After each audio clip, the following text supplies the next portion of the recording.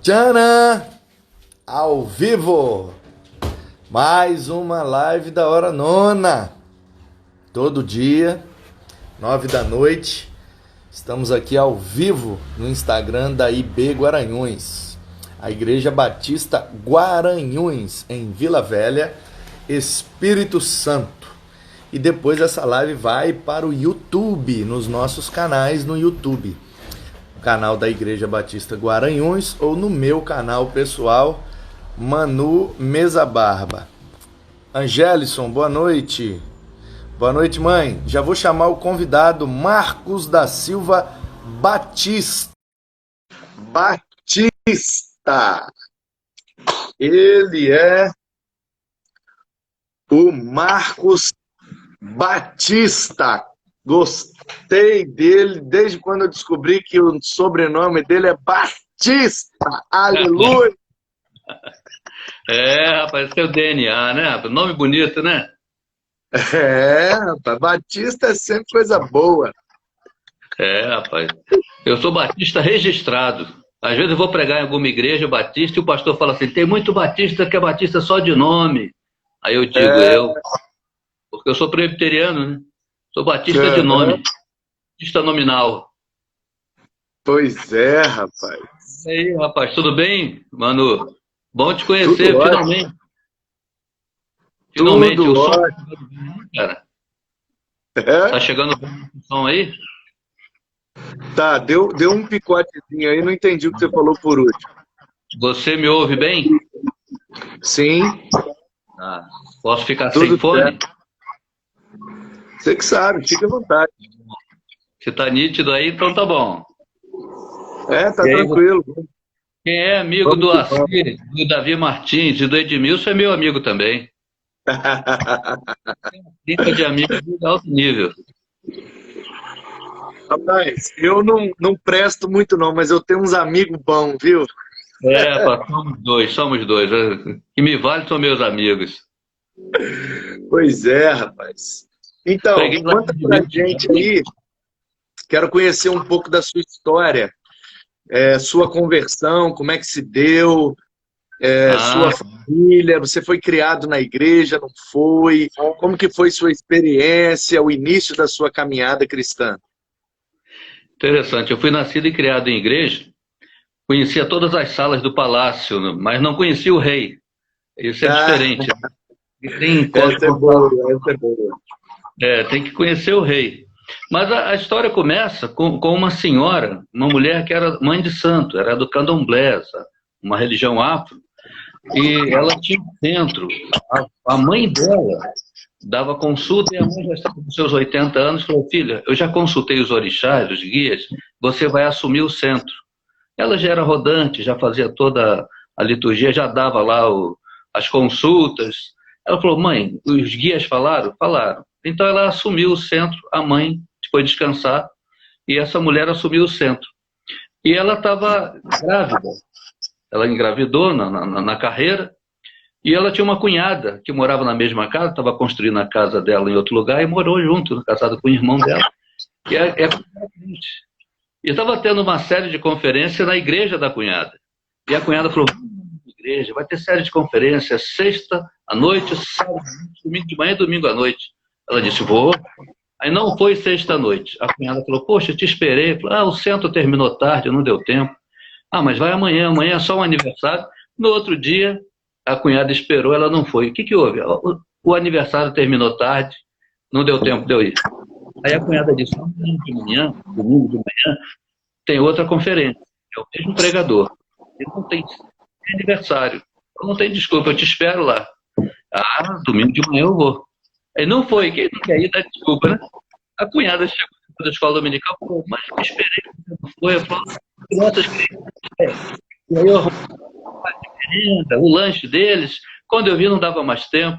Aí a cunhada falou assim, hoje à noite, domingo à noite, é a última reunião da conferência. Não tem centro, não tem casamento e não tem praia. E se você não for, eu vou ficar chateada, porque parentes, entreveiro de família, para não ter esse rolo, ela foi. Para atender a cunhada. Eu pego de nascença. foi, lavou-se e voltou vendo. Ela foi para atender a cunhada, ouviu a pregação, voltou crente.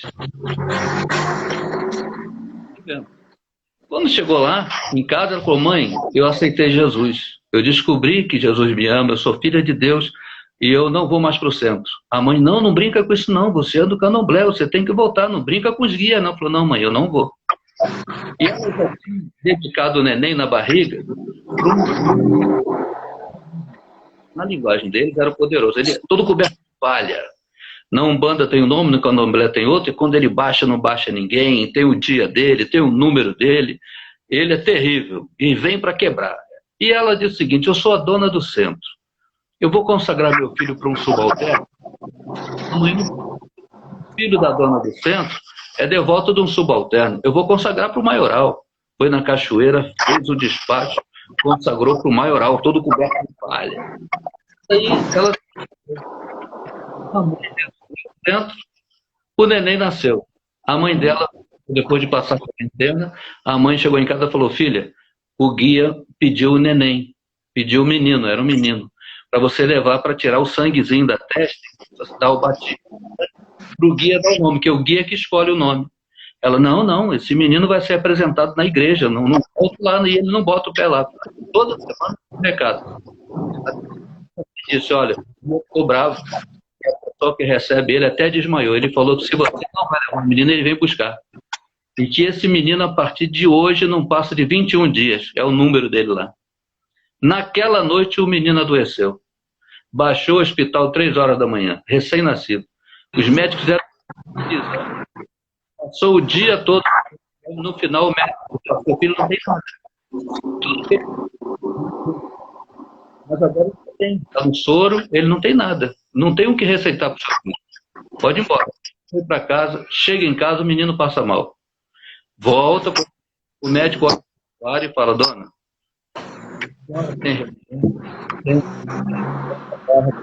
isso não é coisa da medicina, não. Seu filho não tem nada, não tem o que receitar a ele. E olha, volta para casa e leva o prontuário, liberou o prontuário. Vai numa unidade de urgência se ele passar mal e conta essa história. Mas ele não pode tomar soro, porque ele já tomou demais. Soro é paliativo. Senão dá o que chamam de eletrolito. Até aprendi esse nome. E aí, mas leva para o médico. Não deu outra. Foi. O menino passou mal. Ela foi para o posto de urgência, levou o prontuário, o médico atendeu, disse a mesma coisa: ó, não tenho que receitar para o seu filho, nem posso dar soro, está saturado, senão ele vai ficar azul, o soro mata. A senhora tem religião? Tem, então se agarra com ela. E aquele médico disse: olha, leva para morrer em casa, porque não tem o que a medicina vai fazer. Como é que uma mãe volta de um diagnóstico médico assim, com o neném recém-nascido? Ela foi de porta em porta de igreja naquele caminho, e contando essa história toda.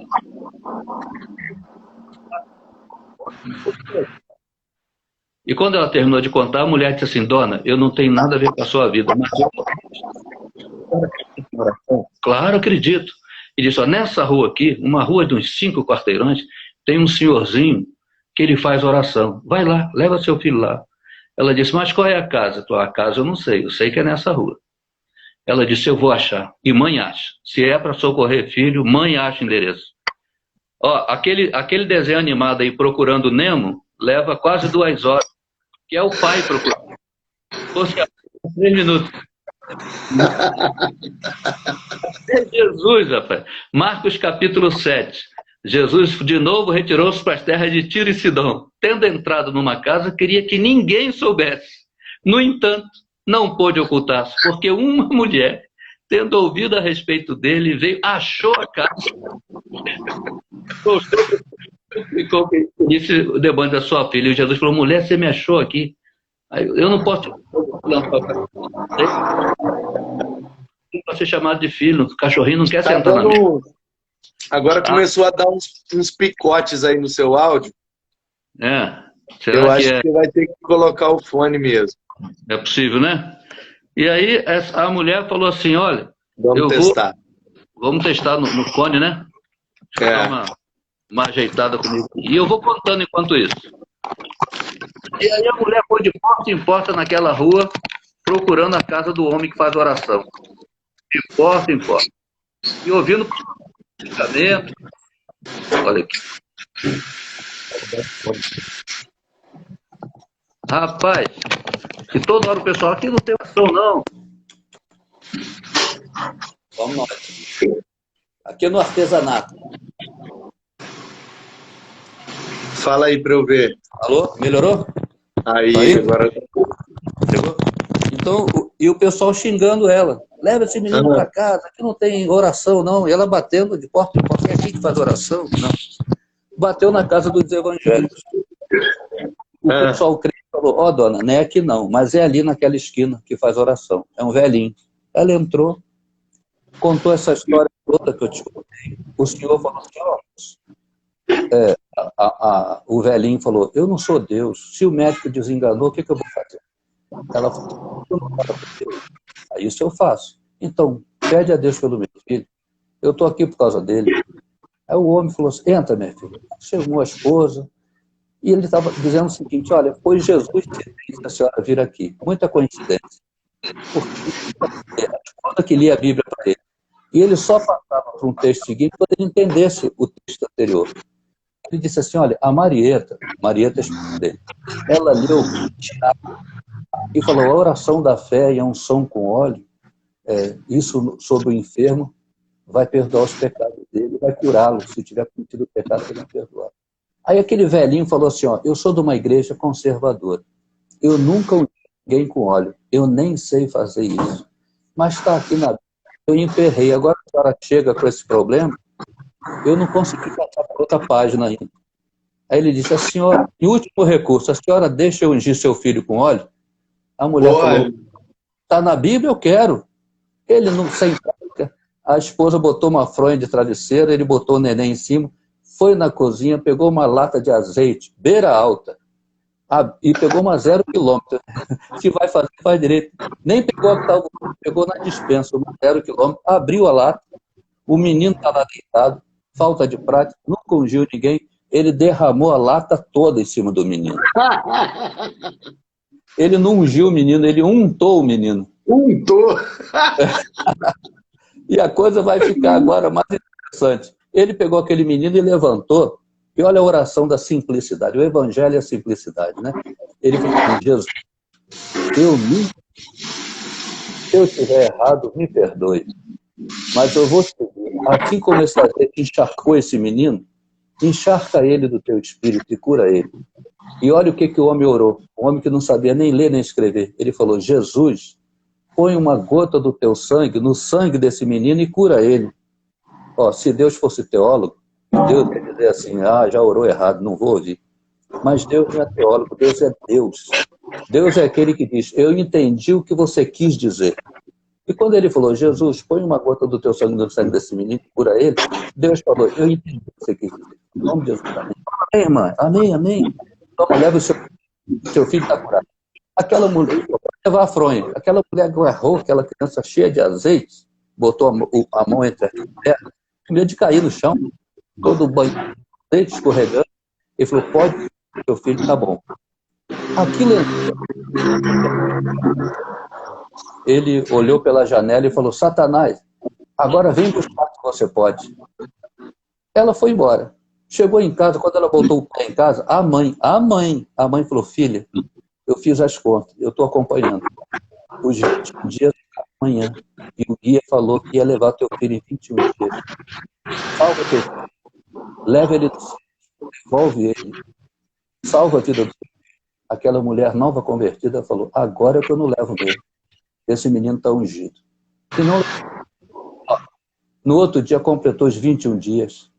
21 meses, 21 anos, 31, 31, 51, 61, 62, e o menino está aqui conversando com você. Entregando Glória a Deus! E aí, minha mãe teve ainda 9 filhos, somos 10. E dos 10 eu sou pastor, né? O mais incomodo lá, porque lá sou eu, né? E aí, não deu outra, fui pro seminário, me tornei pastor. Foi interessante quando eu Mas recebi o a chamado. sua experiência de conversão, como que foi? Então, e aí eu fui criado nessa igreja, que era a única que minha mãe conhecia, que era muito conservadora. Era uma igreja muito legalista, fundamentalista até. Eu costumo dizer que o muçulmano radical é xiita, né? O evangélico radical é xaato, né? Lá não podia ver televisão, tinha até blitz de presbítero, sabe aquela coisa? O presbítero, depois do almoço, na escola dominical, ia de casa em casa. E aí botava a mão na televisão. Se tivesse quente, eu não podia ligar a televisão domingo e tal. E meu pai falou, filho, às vezes ele via algum pregador pregando aquelas mensagens muito malucas, muito legalistas, de chicote na mão. O meu pai também era um homem que nunca fez o primário. Mas eu sentava na igreja e ele falava assim, ó a sabedoria do velhinho, filho, não sei o que é, mas não é isso. O Deus da Bíblia não é esse que está pregando. Até que achamos uma igreja que pregava graça. Eu fui para a embaixada, fui embaixador do rei, uma vez embaixador, sempre embaixador do rei. Isso aí. E aí fui crescendo, crescendo. Eu me lembro que eu fui na igreja do Maranata, aqui do Rio, Igreja Evangélica Maranata, do pastor Paulo Brito, onde o Assir e o Davi Martins são pastores. E o Paulo estava pregando. E ele pregou sobre Bartimeu e fez apelo. Você quer entregar a vida a Jesus consciente? Ele descreveu minha vida, né? O profeta. Eu fui à frente. Eu me lembro que um pastor dele, o pastor Bonfim, um pernambucano baixinho, falava grosso, ele ficou lá recebendo os novos convertidos. Eu fui o primeiro a chegar lá na frente, era no auditório da ABI. Eu nunca fui de perder a oportunidade, eu fui o primeiro, isso é comigo. Foi uma multidão, mas eu fui o primeiro. Esses cultos da ABI marcaram essa época no Rio, né? Uma geração inteira. Para quem está acompanhando a gente e não está entendendo, a ABI é a Associação Brasileira de Imprensa.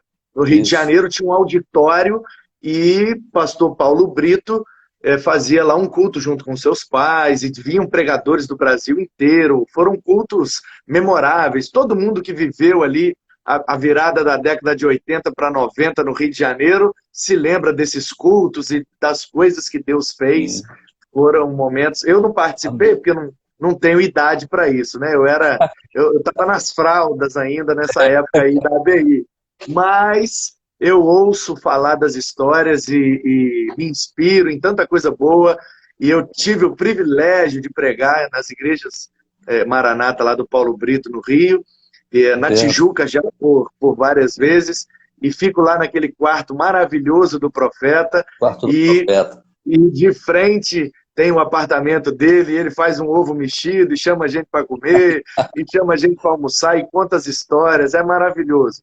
Eu amo demais aquela igreja, e os pastores, Davi Martins, Davi Silveira, aquela figuraça, e o pastor Assi, toda a turma lá só tem gente boa, e eu amo, quando vou para o Rio, passo lá uma semana, 10 dias, e eles me botam para pegar em todas. Prega na Praça Seca, Campo Grande, na Tijuca, Copacabana, pá.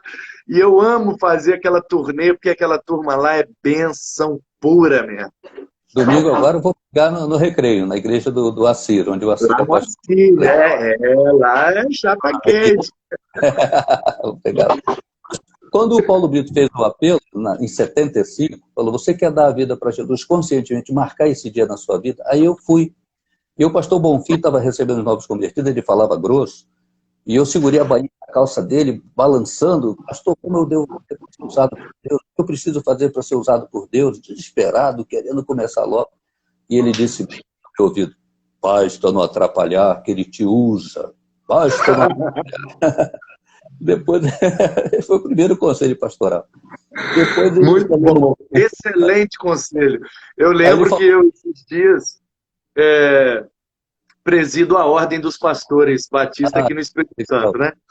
E um pastor passando por uma dificuldade e tal, e uma igreja boa, mas boa, sabe que as igrejas boas? Ninguém dá problema, dá trabalho, o povo trabalha, produz, e igreja boa, assim, uma igreja de bairro, aconchegante. E o cara chegou e estava arrumando umas confusão, e o negócio não estava funcionando. Aí eu precisava dar um conselho. Eu falei, rapaz, deixa o povo trabalhar, estuda e prega e atende no gabinete. Não atrapalha não, que vai dar tudo certo. Pastor, trabalhar não atrapalha não. E o pastor Bonfim falou para mim assim, Marquinhos, perguntou meu nome, aí eu falei, Marcos, ele falou, Marquinhos, parecia até o Deus falando com Isaías, tá? Vermezinho de Jacó. Marquinhos, você é um barco à vela, o Espírito Santo é o vento, deixa ele te soprar. E aí eu fui seminário, tornei pastor, fui trabalhar na Vinde com o Caio Fábio, fui pastor auxiliar do Caio. Rapaz, você trabalhou na Vinde. Eu era o segundo do Caio lá na Vinde. Rapaz, aí. Cruzado evangelista. Você tem pedigree, hein? Ó, você foi untado quando era bebê. Você decidiu numa mensagem do Paulo Brito. Você trabalhou na Vinde e agora na Sociedade Bíblica com Assir Geroni. Rapaz, só com esse currículo aí, só que esse currículo já dá para ganhar 10 contas. Mas olha só, uma geração inteira cresceu me ouvindo. Uma curiosidade, aqui tinha uma rádio chamada Rádio Relógio, eu era um dos locutores que falava... Sim. O Davi Martins já me falou isso. Aí ele falou, ó, quando você fizer a live com ele, você pede a ele para falar a hora que o pessoal das antigas vai lembrar da voz dele. Ah, vai. Cada minuto que passa é um milagre que não se repete. Rádio Relógio Federal, cultura hora certa, minuto a minuto. Você sabia que os relógios mais pontuais e os homens mais feios estão na Marinha? O beija-flor bate suas asas 400 vezes por minuto, dando a impressão que está parado. Você sabia? Mas olha, você também cresceu me ouvindo num outro trabalho. Eu trabalhei 30 anos falando versão brasileira, Herbert Richards. Você não sabia que você conhecia o cara dessa voz, né? Rapaz, Davi Martins me falou tudo isso. Mas eu quis deixar a surpresa para a live, surpresa boa tá para mim e para o pessoal que está assistindo a gente aí. Você é a voz que falou Herbert Richards a vida inteira na cabeça da gente. Bom demais. Durante o filme todo falando, né? Qualquer placa em inglês, vende-se, fechado, hospital, 5 quilômetros. Enquanto isso, em Gotham City. E desenho do Papalégua. Desenho do Papalégua só Bibi. Que legal, muito bom. Papalégua ninguém fala nada, é só Bibi, mas tem um cara que fala armadilhas para Papalégua. Avião supersônico para caçar Papalégua. Uma geração inteira ouviu, né? Que legal, que legal. Mas aí veio, depois dessa conversão, veio o chamado. Aí como que foi o processo? Um evento? Foi algo específico? Como é que foi? Quando eu saí da Maranata naquela noite... Que Deus estava te chamando. Quando eu saí da Maranata naquela noite, eu já queria evangelizar todo mundo, eu já queria correr atrás do tempo perdido, uma compulsão. E eu sentei no ônibus, eu lembro, no ponto final, sentou um camarada do meu lado, falou, que horas tem? Eu falei, hora de aceitar Jesus. Você tem que dar seu coração para Jesus. Você é doido? Eu falei, sou doido por Jesus. Sentou um outro, falou assim, dá para abrir a janela? Eu falei, dá. Ele falou, tá quente? Eu falei, quente está aqui dentro, meu amigo. Eu tenho 18, 19 anos, mas agora eu quero ganhar o mundo. O terceiro que entrou, falou assim, rapaz, eu tô quebrado. O dia foi de matar. Eu falei, quer passar pro canto? Ele quer. Aí eu prendo ele, né? Fiquei na porta, ele no canto. Fui evangelizando, tá na igreja até hoje. Quando ele dá o testemunho, ele fala, o pastor Marco me ganhou no cansaço. Não tinha lugar para ir, ficou ali. Muito bom, muito bom. E foi bom, porque depois eu fui orador da turma, e aí fui secretário executivo... O senhor fez qual seminário? Congregacional. Depois eu fui secretário executivo da denominação, e aí, quando terminou meu mandato, o Caio me chamou para trabalhar na Vinde. Ok. Eu sempre veiculava as mensagens do Caio gratuitamente nos programas da rádio. Aí um dia ele falou, eu soube que o teu mandato como secretário executivo já encerrou. Eu acho que chegou a hora de parar de trabalhar para mim e trabalhar comigo. Passa para dentro. Aí a vida toda... Cara, me conta então, eu tenho muita curiosidade. Eu tive lá em Brasília, mas não consegui, até tentei marcar um horário, temos um amigo lá em comum, para eu ir lá na casa dele, bater um papo. Eu queria fazer... o Caio, o Fábio é do tipo de pessoa, pastor, que que eu só preciso fazer duas perguntas, entendeu? Tem um tipo de gente assim que eu só faço duas perguntas e pronto, e valeu a vida, porque tem gente que tem tanta bagagem, tem tanta história, tem tanto conteúdo, que você não precisa de nada. Se você fizer as perguntas certas, você pega um conselho ali que vale mais do que uma faculdade inteira, vale mais que uma pós-graduação, entendeu? Uma frase que um homem desse fala pra gente expande a nossa consciência de tal maneira que às vezes é mais importante que um semestre inteiro de estudo. Então, eu queria, ainda não tive oportunidade. Então, eu quero que você me fale, já que eu estou tendo a oportunidade com você, como é que é conviver com o homem, e você, né, pegou no bom sentido, né, pegou ele naquela época que ele era o Caio mesmo, ele era o nome dos evangélicos no Brasil. Ele era o number one, disparado. Como é que era conviver com ele nessa época do auge dele, cara? Porque na época dos congressos da Vindia é o auge, né? Auge dele. Aqueles congressos eram em Serra Negra, né? Em Serra Negra, Serra Negra. Mas, o que foi aquilo? Conta pra gente aí. Eu quero saber dos bastidores, eu quero saber. Caio, um homem, ele é aquilo que ele é. História boa. Não, o Caio é transparente, você sabe com quem está lidando. O Caio é o mesmo que é em público e na intimidade. Caio é simples, é um homem de Deus, um homem de oração, respeita a gente, investe no crescimento. O Caio foi o meu seminário. Eu aprendi Bíblia com o Caio Fábio. E vai passar uma geração para levantar outro Caio Fábio. Nessa geração não levanta, não. Eu acho que só a cada 1000 anos. Caio tem uma facilidade, uma compreensão de entender e pregar a Bíblia, a unção dele. Às hoje, vezes, o homem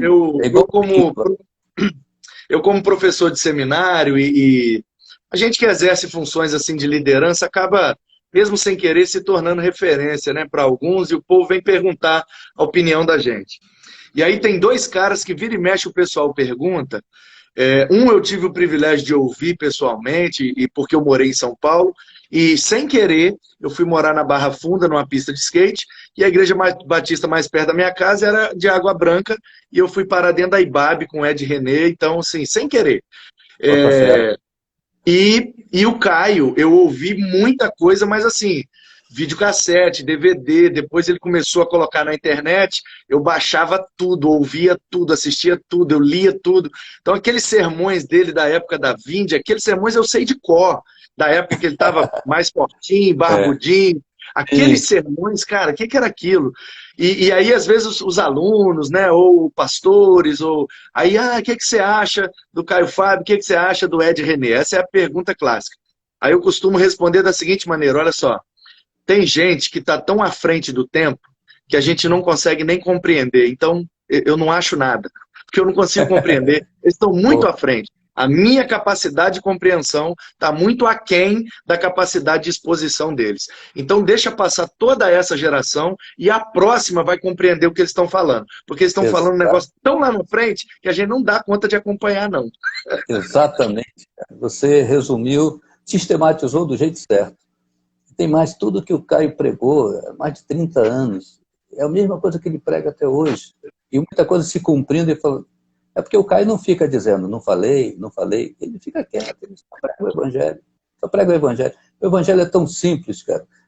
Eu me lembro que uma vez eu estava conversando com ele, a gente estava no aeroporto, e aí ele saiu para falar no telefone, e uma pessoa falou, poxa, você é amigo do Caio. Por que você é crente? Mas de tanto conviver com o Caio, você vai pegando um jeito. Eu falei, rapaz, eu sou crente porque eu acho que o normal é ser crente. O certo é ser crente. E como assim? O primeiro homem era crente. Adão falava com Deus e tudo. A primeira mulher também. Depois veio, só salvou uma família de crente. Noé e sua família. Foi todo mundo sendo crente. Quando desviava do caminho, significa que o caminho é ser crente. Aí todo mundo foi sendo crente, eu também fui crente. O cara ficou... Eu falei, agora eu te pergunto, por que você não é crente? Ele, sabe que eu não sei, cara. O Evangelho não precisa discutir, é simples. Cara, mas tem umas histórias, né, que são aulas, que são lições. Eu convivi com duas pessoas muito preciosas, tive oportunidades, assim, com uma eu convivi mesmo bastante, com a outra eu tive algumas oportunidades. Dr. Russell Shedd e Nossa, Dona Beth Bacon. Dona Beth sim, Bacon é uma das congregacional, tradutoras congregacional. da NVI. A Sim, maioria dos salmos da Bíblia NVI é dela. Ela traduziu do hebraico direto para o português. Falava 8 idiomas fluentes. Ela foi minha lia professora no comentários seminário. bíblicos. Ela foi Foi. sua professora! Que Pastoral congregacional. top! Rapaz, eu vim morar em Guarapari e fui congregar na Igreja Batista em Meaípe, que era do lado da casa deles, pastor Henry e dona Beth. Eles Isso. aposentaram, compraram a casa na praia para aposentar e descansar. Pregando o evangelho na rua, na esquina, plantaram uma igreja. É isso aí. Por onde E aí eu fui passa, morar lá e fui congregar na igreja e ela me adotou como um neto e que começou a me bom. ensinar a Bíblia, me ensinar hebraico e me ensinar, Privilégio. rapaz, o que que era aquilo. E vem cá, meu netinho, pergunta fácil, por favor, né? Muito deliciosa. Rapaz, essa mulher me deu uma lição de humildade uma vez, ela dando aula de EBD, eu tive uma dificuldade lá e fui colocar de disciplina. Eu era professor de EBD, mas por causa de um Aham, negócio lá que eu não quero comentar, coisa sim. boba, mas na época eles achavam que era sério, né? E aí eu fiquei um tempo afastado.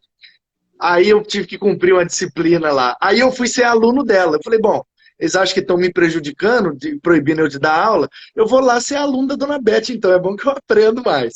Rapaz, ela botava todo mundo em roda, ela pegou uma revista da Cristã Evangélica, que ela tem várias revistas de EBD que ela escreveu, era de Ezequiel e Daniel, o Apocalipse no Antigo Testamento, e aí 12 lições que ela escreveu, e coisas do hebraico, ela era fora da curva demais. Aí ela com a É, revistinha aberta, dando aula, e gostava que todo mundo participasse e tal, de repente um menino lá, desavisado, a classe era de adultos, ele não era bem um adulto, mas ele estava lá metido a tal. E aí ele virou, rapaz, para ela e falou assim, dona Beth, com todo respeito com a senhora, né, a senhora de idade, tem idade para ser minha mãe, todo respeito, mas eu acho que a senhora não entendeu bem o espírito aqui da lição. Eu acho que o autor da lição está querendo dizer outra coisa e levou o negócio para um outro caminho.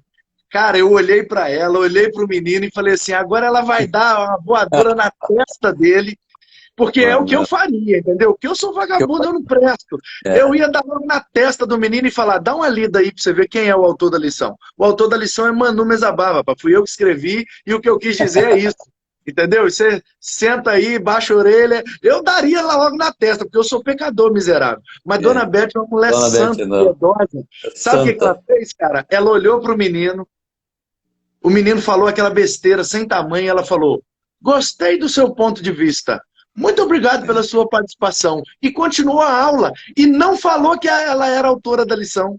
Eu falei, tá de brincadeira, meu Deus. É, é. Aí depois eu conversei com ela, dona Beth, que aula de humildade que a senhora deu. Aí ela, não, não, eu não sou humilde, humilde mesmo é Jesus. Eu falei, para! Olha, você viu uma Cara, ideia? então, essas histórias, conviver com esse tipo de gente ensina a gente demais. Eu imagino o É, quanto você não aprendeu convivendo com o Caio. E é esse rapaz, tipo de coisa que eu quero fomentar, entendeu? Que você, algumas lições que você aprendeu através da convivência com ele. na convivência. Rapaz, o Caio, eu nunca vi o Caio dizer para uma pessoa que ia falar sobre a Bíblia, não, eu já sei isso. Ele ficava ouvindo, a pessoa vinha com uma conclusão bíblica, que interessante. Ele ouvia, ele tinha uma paciência, mas, cara, isso aí se tira direto. Ele estava escrevendo o Divã de Deus, uma coletânea de salmos. Aí veio um camarada, deu uma opinião sobre um salmo, e o Caio ficou ouvindo. Sabe, um salmo que o Caio lê no original.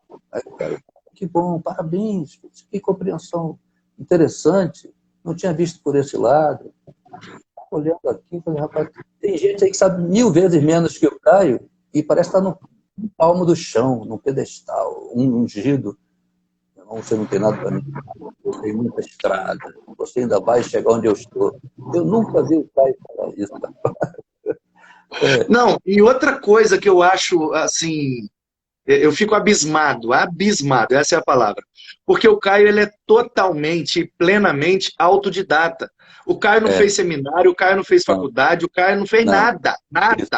Ele nunca estudou numa cadeira, ele não estudou numa cadeira, num curso formal. Claro que ele estudou demais, mas ele é autodidata, ele leu as coisas, ele ouviu, entendeu, e meu Deus do céu. Quando ele foi ordenado, o concílio dele tinha mais gente do que o normal. E tinha muita gente querendo reprová-lo. Ele respondeu todas as perguntas, fez 5, só responderam 2, 3 nunca responderam. Ele já fez mais do que todo mundo. Do Caio, a leitura do Caio é demais. Uma vez ele tinha um problema de coração, uma vez nós fomos para um evento, eu sempre ia junto com ele, dirigindo com ele, conversando, e ele passou mal, teve que voltar do caminho. Ele disse, pastor Marco, não vamos deixar na mão, prega no meu lugar. Eu fui muitas vezes no lugar dele. Ele me deu o esboço. Ele falou, eu ia pregar isso aqui. Se você sentir à vontade, pregue. Eu já tinha um conhecimento dele. Os humanos têm esse mimetismo, né? A gente vai convivendo, vai ficando parecido. Eu preguei, graças a Deus, fui benção, depois voltei, fui ao hospital dele, porque o nosso motorista levou ele, veio nos encontrar e levou ele para o hospital, e eu segui para o evento. Na saída, uma pessoa Caio, né? Você imita o Caio, né? Eu vou imitar quem? Você? O cara veio, foi uma benção, já veio a seta, né? A flechada. Eu falei, não. E como que era o esboço? Curiosidade minha, porque eu sou apaixonado com pregação. Três, quatro minha área frases. de pesquisa. Minha área de pesquisa acadêmica é homilética, então eu tenho muito interesse. Como é que era? 3, 4 frases no máximo. O Caio lia, só anotava as aplicações. É isso, aquilo e aquilo. É isso, e o resto era de cabeça, né? De cabeça. O Caio, ele suava, transpirava a Bíblia. Quero mandar um abraço para um amigo meu colega de primária. Ele entrou aí, Sidney Rezende, um grande radialista. É mesmo? Ele está aí. Sidney, um abraço, obrigado pela tua presença. Que legal. Um grande radialista. Fomos do primário, na escola Roquete Pinto, em Bangu. Olha. Ele era 01 da turma, ele era pequenininho, ele formado. Encontramos há pouco tempo e que bom que ele está aí prestigiando. É um grande locutor. Que legal. CBN. Que legal. Aí, o pastor, uma outra história que eu aprendi demais, para ver se aguça a sua memória aí, você joga umas pérolas pra gente. Russell Shedd veio pregar num congresso aqui no estado, e eu também estava, e depois levaram para comer, né? Aquela coisa, depois de congresso, leva os preletores para jantar, para almoçar, etc. Rapaz, todo mundo na mesa comeu, Dr. Shedd não pediu nada. E aí daqui a pouco foi sobrando assim, um pouquinho de arroz, um pouquinho de não sei o quê, um pouquinho de não sei o quê. Não no prato das pessoas, nas vasilhas que vieram, né? Ele pegou tudo que sobrou, jogou no prato e comeu. O pessoal falou, não, doutor, pede o que o senhor quer. Quer dizer, não, o que eu quero é que não desperdice nada. Olha que bênção, olha só. Esse é o Espírito, esse é o Evangelho. Falei, vocês já leram com aquela humildade, Dr. Shedd, que fazia, disse o Saião, fiz uma live com o Saião esses dias, o Saião diz que viajou muito com ele lá para Israel, né, e tal, e diz que ele acordava de manhã, muito cedo, abria o Antigo Testamento em hebraico, lia um texto e fazia devocional. Abria o Novo Testamento grego, lia um texto e fazia devocional. Eu me lembro de naquele Vindicate, aquele curso do Vindicate pela Embratel, e o Caio falou sobre os evangelhos, as cartas de Paulo. Sim. E citou uma expressão, uma interpretação, né, em 1 Coríntios. Aí um aluno falou assim, reverendo, eu acho que o pequeno grego está dando essa interpretação dessa palavra. E leu o versículo em grego. O Caio, de supetão, citou o capítulo todo em grego. Falou, mas essa palavra tem 5 sinônimos. Pelo tom da conversa, só cabe esse. O cara, cabeça, falou esse. Mas obrigado pela sua pergunta. Esse tipo de coisa. Cara, é um negócio impressionante, né? E Dr. Shedd escreveu, inclusive eu recomendo para quem está assistindo a live, toda vez que eu almoço com um grupo de pastores, eu conto essa história e recomendo esse livro. Ele é fininho, da Shedd Publicações, mas é uma obra-prima. Chama Teologia do Desperdício. Ele refletiu sobre isso E a tese é o seguinte, tudo o que Deus nos dá como recurso faz parte da providência dele para nós. E todos os atributos de Deus estão ligados à santidade de Deus. Portanto, a providência de Deus é santa. Então, os recursos que Deus provê para nós é santo. De forma que, se nós desperdiçamos os recursos, estamos pecando contra a providência de Deus, pecando, consequentemente, contra a santidade de Deus. Isso é um pecado. A teologia do desperdício. Coisa linda. Linda, linda, linda. Ele foi preletor nos congressos da Vinde também, o seu Shed. E você assistiu uma conversa do Shed e do Caio, rapaz, dá para fazer uma... Sai até faísca no ar, né? Vou fazer umas tendas aqui, ficar mais.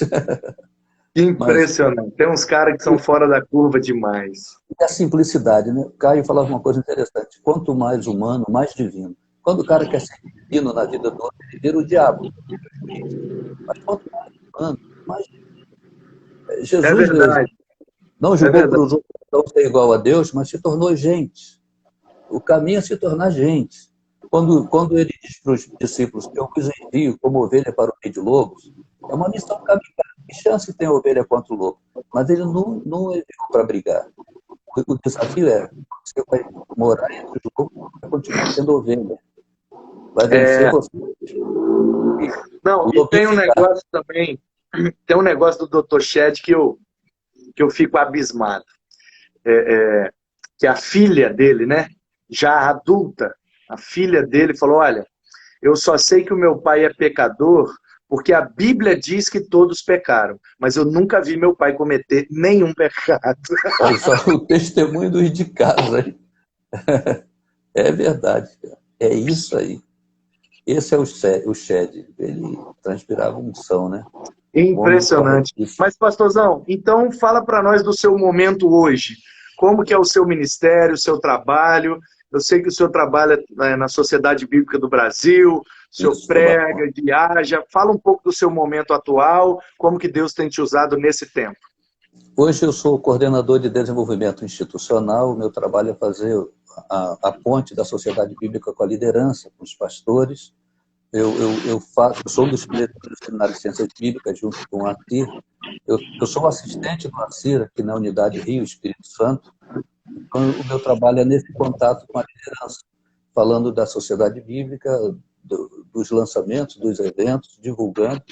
E divulgando que não conhece a Sociedade Bíblica. Porque a live do ACIR, nós temos uma gráfica, mas não somos gráficos. Temos loja, mas não somos lojas. Nós distribuímos a Bíblia. A Sociedade Bíblica do Brasil, ela não foi criada para vender Bíblia. Ela foi criada para doar. Ela vende para doar. Se cada cristão doasse R$5 uma vez por ano para a Sociedade Bíblica do Brasil, todas as Bíblias seriam gratuitas. Mas como não consigo ir a cada cristão pegar R$5, a gente faz Bíblia de estudo, vende por um preço diferenciado para subsidiar o conteúdo no hospital, no presídio. No ônibus, no barco, luz na Amazônia. Por isso que eu faço questão e aproveito para fazer a propaganda, faço mesmo com gosto, de ter tudo que sai da SBB eu quero ter. Não interessa o título, não interessa o conteúdo, porque eu sei que aquilo ali, eu não estou comprando uma mercadoria, eu estou ofertando para que Bíblias sejam distribuídas gratuitamente. Nós temos muitos relacionamentos, entre eles com os lojistas, com as pessoas que têm uma profissão nobre. Eles vendem, mantêm sua folha de pagamento, seus funcionários, ponto, tudo, tá bom. E a queda de braço do comércio, a pessoa tem que ganhar na compra, porque se ele vai vender pelo preço tabelado, ele tem que ganhar no... Então, uma queda de braço do comércio em qualquer lugar. Uma vez, um grupo, uma pessoa estava visitando a sede, e ele se animou de comprar uma mercadoria para revender. E aí ele vai para o vendedor, quanto você me dá de desconto? Tanto. E vai pedindo desconto até uma hora que o vendedor, no sistema, já não alcança. Tem que falar com o chefe. E o camarada já estava querendo lá seus 70% de desconto, daqui a pouco ia querer de graça. Aí mandou para o nosso chefe. O nosso chefe falou, olha, Ele disse, o desconto que ele der, ninguém tira. E se ele der, você tá... O cara, então eu quero falar com ele. Ele levou lá para o nosso diretor. O diretor falou, tá bom, você que vai dizer o desconto que eu vou te dar. E o desconto que eu tiro. O cara, pô, tudo que eu quero. Qual é a Bíblia? Essa aqui? Essa. Ele falou, a Bíblia aqui, quando ela é vendida, a margem do lucro, tantos por cento vai para o cego, Bíblia em Braille. Tantos por cento então, tantos por cento para independente. E outros por cento vai para escolas. De quem que você quer que eu tire aqui para te dar o desconto? A pessoa tem que entender que na SBB, Bíblia vira Bíblia. Esse é o nosso ministério, o nosso trabalho. Muito bom, muito bom. Você chegar e uma Bíblia entrar no presídio, abrir para ler, e quando você vê no presídio, ali você não precisa dizer para o cara que ele está perdido, ele já sabe. E o Espírito Santo não conhece grade. O Espírito Santo sopra em Bangu 1 com a mesma liberdade que sopra no templo. Eu fui capitão em Bangu 1 na época do 20, você brasileiro, né? Eu ia. Eu me lembro que a diretora perguntou, qual é a prova que o senhor dá que essa pessoa se converteu? Eu falei, nenhuma. Na igreja eu não dou prova nenhuma, não dou garantia. Mas põe câmera nele depois. Pelos frutos conhecereis. Eu me lembro uma vez que o pai foi na reunião lá no Bangu 1, e um preso nunca vinha para o culto. Ele até ia para o cubículo dele. Ele podia estar batendo papo. Quando a gente chegava, ele saía. E o Caio se incomodou e falou, por que você não assiste o culto? Ele disse, aí o Caio, ele acredita em você. Aí o preso falou, mas para mim Deus não existe. E o Caio disse, mas para ele você existe. Sabe que o cara sentou, assistiu o culto, se converteu e foi um dos primeiros a serem batizados. O Evangelho. O Espírito Santo sopra. Então, quando entra uma Bíblia ali, que ele abre e lê, o Espírito Santo ilumina. Então, a Bíblia, ela chega antes. A Sociedade Bíblica do Brasil, eu vi o Assir falando, ela produz a Bíblia numa linguagem que a pessoa possa entender e num preço que ele possa pagar. O preço que pode pagar, o que está internado só não pode pagar. Então, é esse preço. Vai ser doado. Vai ser doado para lá. A Bíblia vencendo o medo agora, feita para a pandemia. Ela é vendida a preço de custo, a pessoa adquire para doar. Qual é o preço que ele pode pagar? Nenhum. Então, esse é o a Bíblia em Braille, para o cego. Então, eu nem chamo de trabalho, eu chamo de ministério. É um ministério recompensador, assim. É verdade. Um cego, eu fui entregar uma Bíblia em Braille, aí eu tinha que registrar a entrega, e eu disse, você pode ler um versículo? O cego abriu, botou o dedo e disse, e leu, eu sou a luz do mundo. Quem crê em mim não andará em trevas. Pô, meu coração rachou. Eu falei, caramba, ele leu o texto errado. Ele falou, ele deu eu tenho essa luz.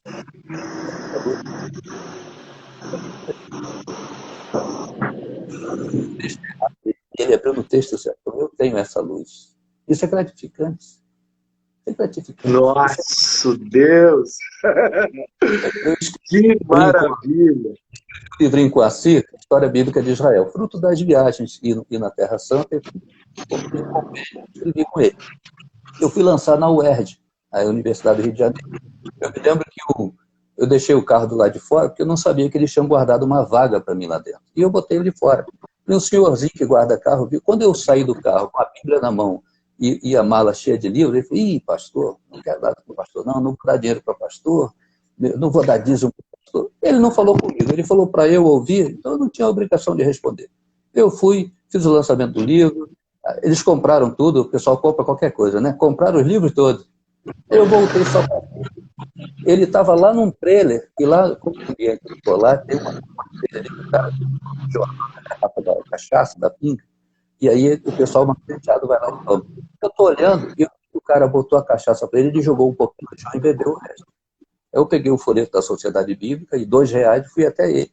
Falei, eu vim pagar, o senhor tomou conta do meu carro? Ele, não tomei conta do seu carro, não. O senhor não é o pai do senhor? Não tomei conta do seu carro. Eu falei, bom, pelo menos eu peguei a vaga de alguém que ia pagar, né? Ele falou, isso é. Eu falei, então eu estou pagando pelo outro que eu peguei a vaga. E o camarada do trailer falou, poxa, o pastor é legal, aceita aí. Ele aceitou R$2, eu falei, isso aqui é o folheto de onde eu trabalho. Eu falei, o direito de ter ouvido, né? Aí quando ele ficou simpático comigo, eu perguntei, por que o senhor jogou um pouquinho da cachaça no chão? Aí ele disse, a primeira é do santo. Eu falei, então você entendeu o dízimo.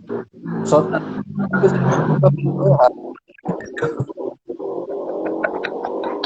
Ele ficou olhando. Muito bom, rapaz. Tá vendo? O cara jogou o golinho pro santo e tá falando mal da gente, que você faz que é do santo, né? Do verdadeiro santo. O evangelho é uma coisa que eu aprendi com o Caio, e tem que dar o mérito aí. A simplicidade de pregar. O evangelho é simples, não adianta complicar. Complicou, o evangelho é a capacidade de descomplicar uma coisa difícil. Jesus falava em parábolas, e as pessoas diziam, poxa, agora nós entendemos. Era isso o tempo todo. E diziam que ele ensinava como quem tem autoridade, e não como os escribas e fariseus. Então, assim, quando os fariseus fazem aquela proposta, olha só, você tem a palavra, o discurso, o povo vai te ouvir no morro, 5 da manhã, tarde da noite. Nós temos a infraestrutura, o templo, a música, a liturgia. Vamos passar para dentro. Quando a gente entra com a infraestrutura, você entra com a mensagem. Jesus falou, não dá. Se eu colocar vinho novo nesse odre, ele arrebenta. Eu não vou colocar o pano do evangelho para salvar o judaísmo, a roupa velha. Vou rasgar. O evangelho não é a continuação do judaísmo, é rompimento com ele, é outra coisa. O evangelho é graça. Essa é a simplicidade que Jesus usava. É isso mesmo. Simples, cara. A dinâmica está na simplicidade. Alguém disse, agora não me lembro quem, que o ápice da inteligência é conseguir falar de forma simples. Porque se a criança entendeu, todo mundo entendeu, né? Eu ouvi alguém contando, não tive o privilégio de conviver com ele, mas ouvi alguém contando que o Fanini, certamente o senhor deve se lembrar, Nilson, do Amaral Fanini, foi da PIB de Niterói muitos anos, né? Ele era o nome. Eu fiz muita locução para o Reencontro. Então. E ele era o nome dos batistas, né? Numa década de 80 ali, ele era o nome dos batistas no Brasil. E ele não pregava mais do que 20 minutos. Billy Graham também não pregava mais do que 20 minutos, né? O evangelista do século XX nunca passou de 20 minutos. E aí o Fanini, um pastor que conviveu com ele muitos anos, e inclusive eu tenho o privilégio de ser pastor dele hoje. Ele é aposentado, veio morar em Vila Velha, é membro da igreja que eu pastoreio. Mas eu ouvi ele pregando, eu era adolescente, e ele já era conferencista, braço direito do Fanini na PIB de Niterói, pastor Osmar Ximenes. E ele me conta muitas histórias. E eu vou... Eu fui operador do programa de rádio. Isso, ele era da rádio, famosão da rádio, é isso aí. Então, Ximenes, olha só, o pastor Ximenes é minha ovelha, olha que disparado. Era da igreja lá de Queimados, na Baixada. Fala com ele, Marco Batista, que vai lembrar. De Queimados, ele pegou a igrejinha e deixou um monstro. Rapaz, esse homem muito bem. Ele e a esposa apresentaram o programa lá na rádio. E aí, cara, eu honro ele demais, demais. Faz bem. E ele liga pra mim 6 horas da manhã, cara. Aí eu atendo, fala, meu pastor, manda que eu obedeço. Aí ele fala, vem tomar café comigo. Aí eu, pois não, pastor, vou sim, mas vem agora. Uma voz meia rouca, assim, pra chamar a gente, né? E ele prega sem microfone, cara. Pode ser o tamanho de igreja que for. Ele vai no gogó, não usa microfone, é igual um alto-falante. O pastor Ximenes conta um monte de história. Rapaz, eu vou tomar café lá com ele. Aí ele faz um suco pra mim, faz não sei o quê. Ele me trata igual filho, é uma bênção. E ele me conta as histórias e eu fico lá bebendo, né? Ouvindo as histórias todas. Aí ele disse que uma vez ele perguntou pro Fanini. Ele ficou incomodado, porque ele pregador expositivo, Homileta, ele é todo, até hoje, ele tem biblioteca, ele datilografa os esboços, ele é uma graça, cara. Muito organizado. 58 anos de ministério. Meu Deus. Aí, rapaz, ele falou que um dia ele se irritou e perguntou pro Fanini, mas como é que você tem coragem de pregar um sermão desse, rapaz?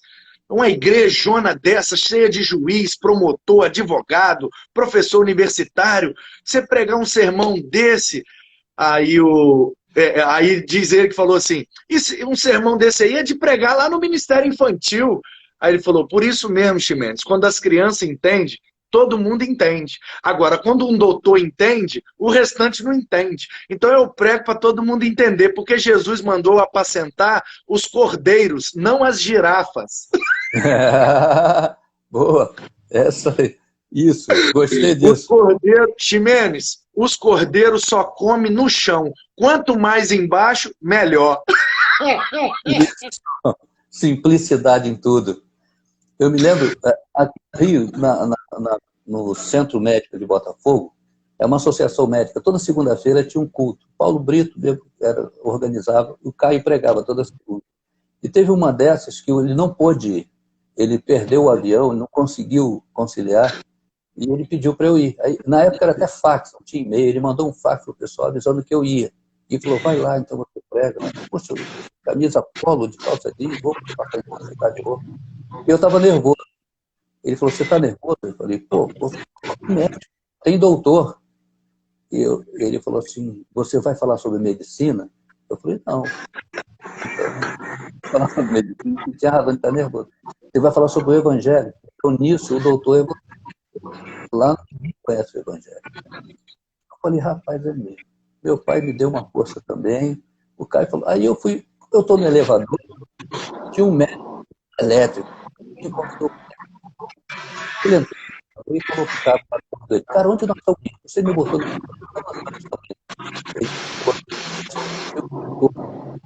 Eu desci aí, apertou o botão, eu não vou ouvir pastor, não tem tempo para ouvir pastor. E eu do elevador. Olha o incentivo. Aí eu falei, antes do senhor descer, eu que sou o pastor que vou pregar.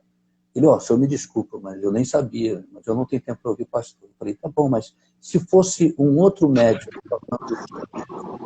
de colega para colega, eu assistiria ele? Aí assistiria. Então sobe, que eu vou falar sobre o filho pródigo, contado por Lucas, o médico amado, seu colega de profissão. Ele foi o primeiro a ir à frente na hora do apelo.